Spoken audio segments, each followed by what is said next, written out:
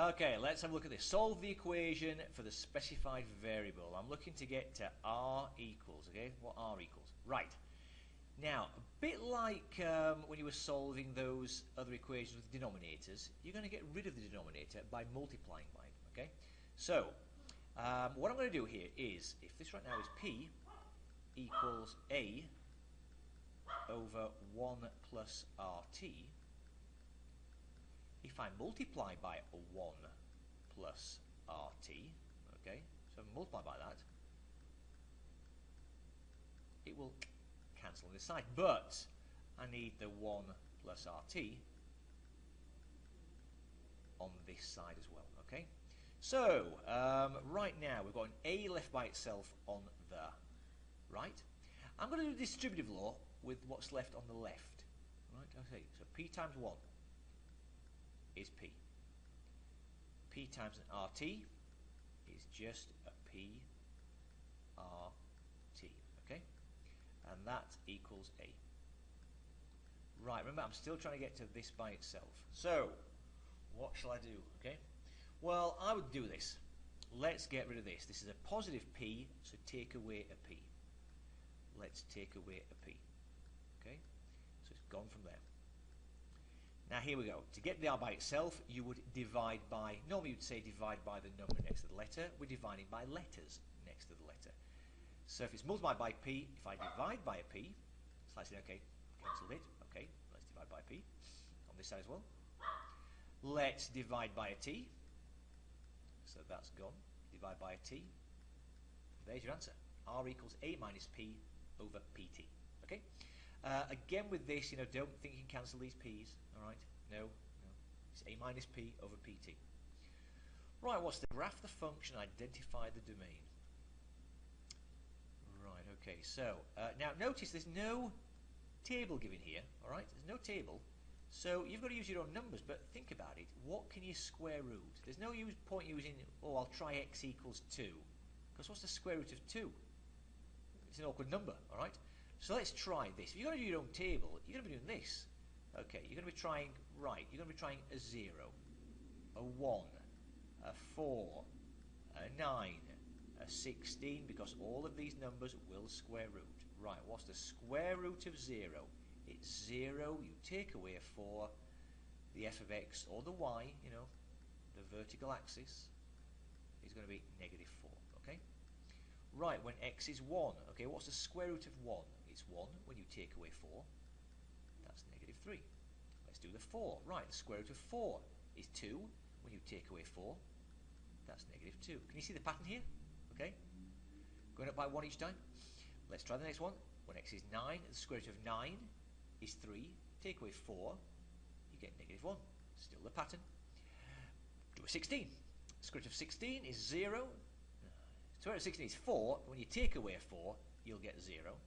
Okay, let's plot this. Right, when x is 0, y, or f of x, is negative 4. Right there. When x is 1, y is negative 3. When x is 4, okay, when x is 4, y is negative 2. When x is 9, it's negative 1, so that's over here. And finally, notice the scale goes up to 16, alright, on the x-axis. I put enough room in there, so you get that. So, it's a nice smooth curve. It's not going to look very nice as I draw it, but hopefully, there we go. There's the graph, okay? Now look, this will go on forever. You'll be able to square root more numbers. So look, the domain. Okay, what values of x can you use this in equation, or look at the graph? Where does it go from? Where does it go to on the x-axis?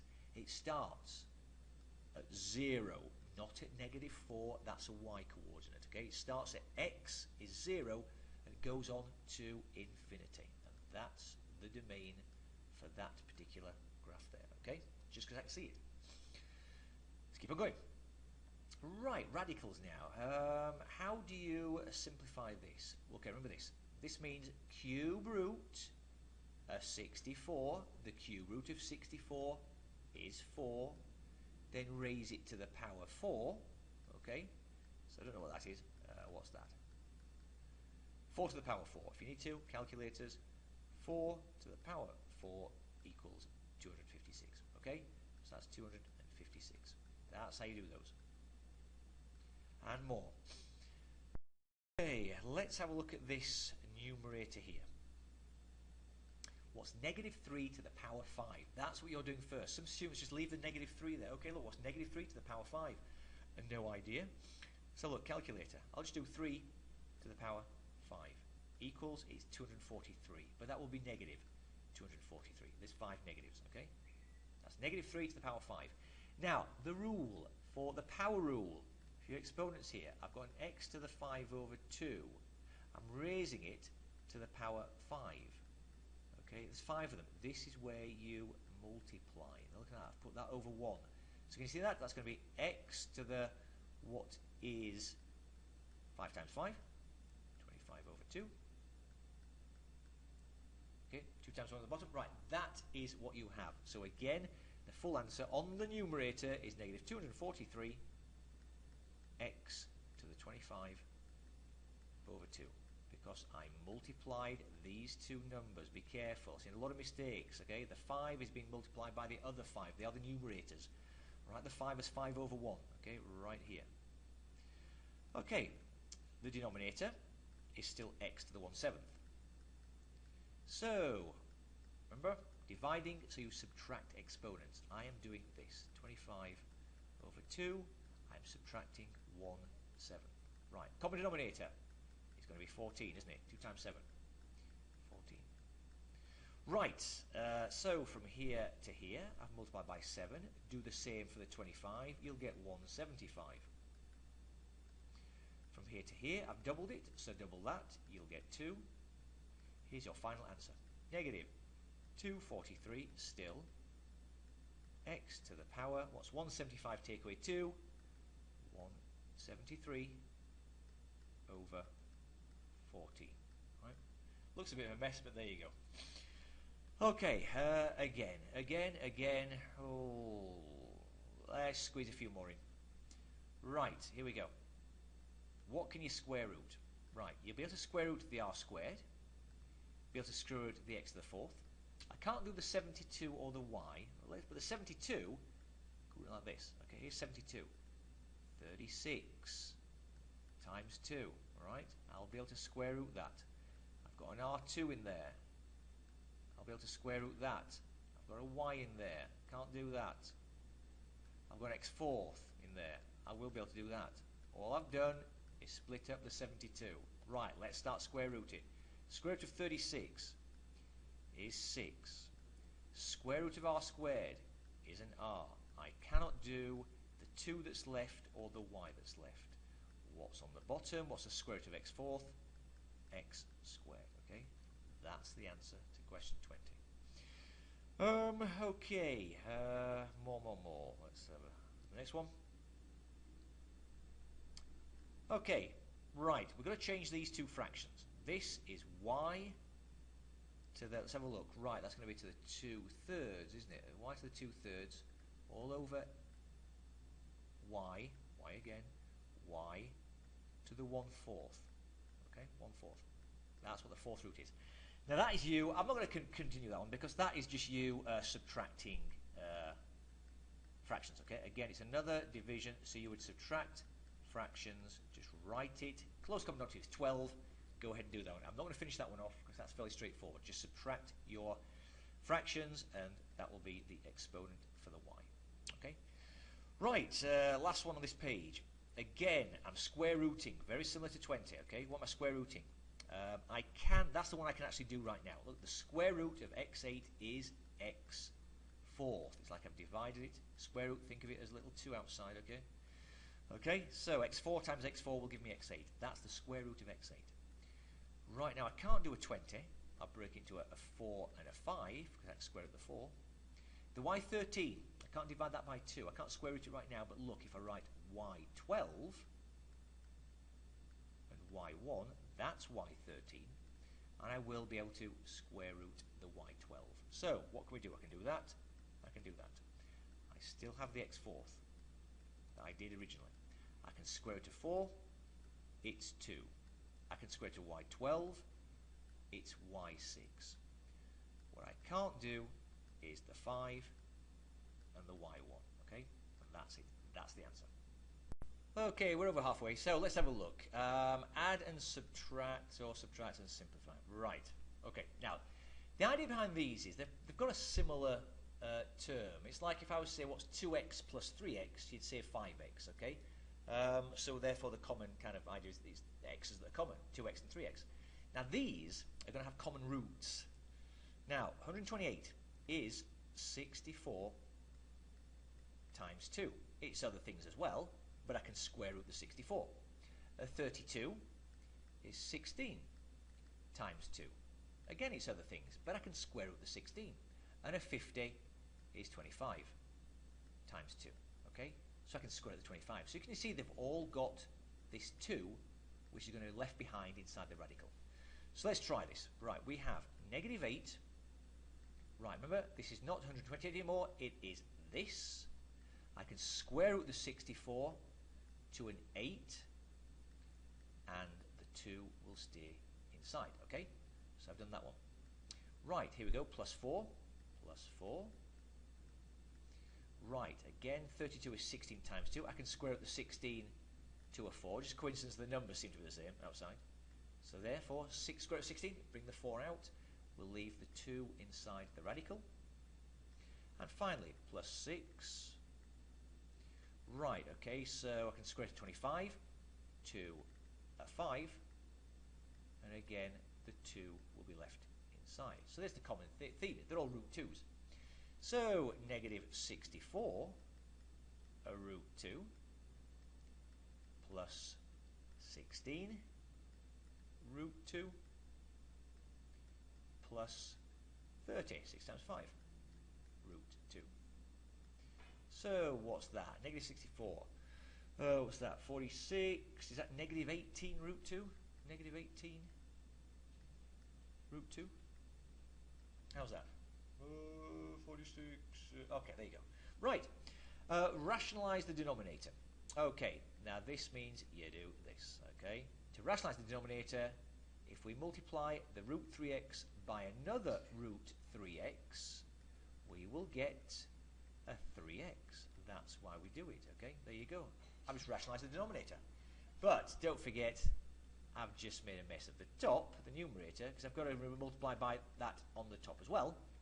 So we have, looks like 12 times root 3x is just 12 root 3x, okay?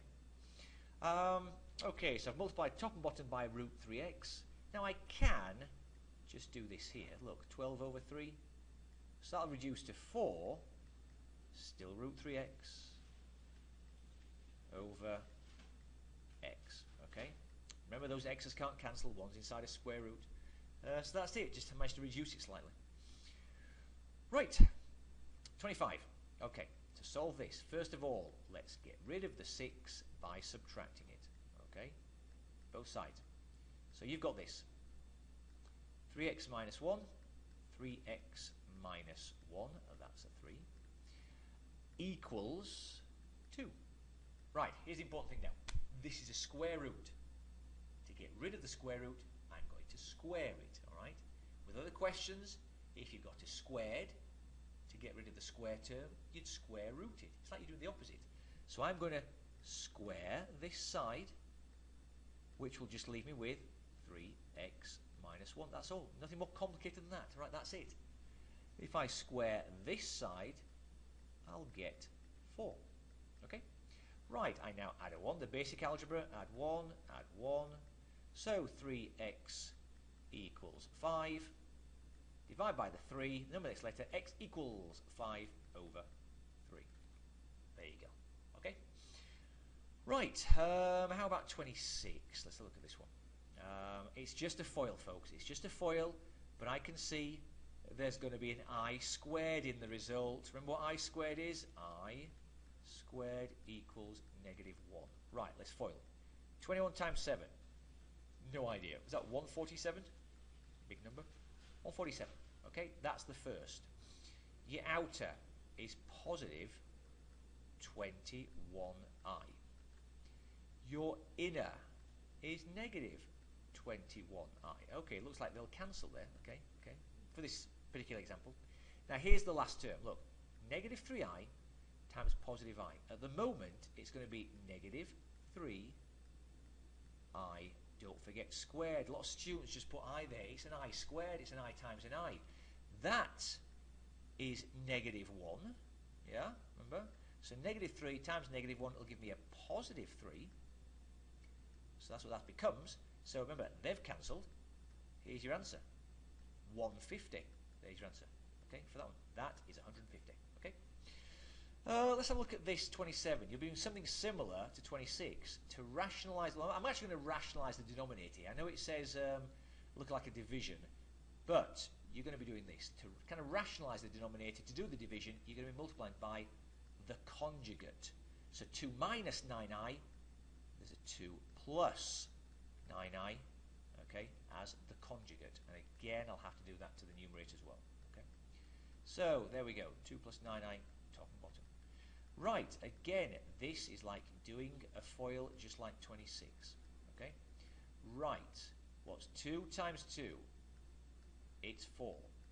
Now then, kind of shortcut for this one is with conjugates, can you see the outer will be positive 18i, the inner will be negative 18i. It's very similar to 26.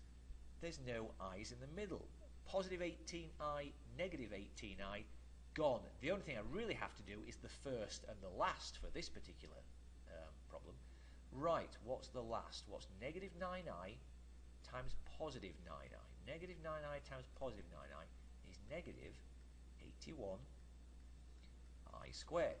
But again, remember, the I squared is negative 1. It'll change the negative 81 to a positive 81. I'm going to end up with 85 on the denominator. Okay? I've still got to do the numerator. That's just the distributive law. What's 9 times 2? It's 18. What's 9 times 9i? That's 81i. Okay? Now, if you do have to write it as two separate things, then look, it's 18 over 85, okay, and it's also 81i over 85. All I've done is just split it into two things, all right? It's got a common denominator, okay, but that's how you write it as two separate pieces, okay? Right, we'll call it whole for that one, and I'll come back and do some more.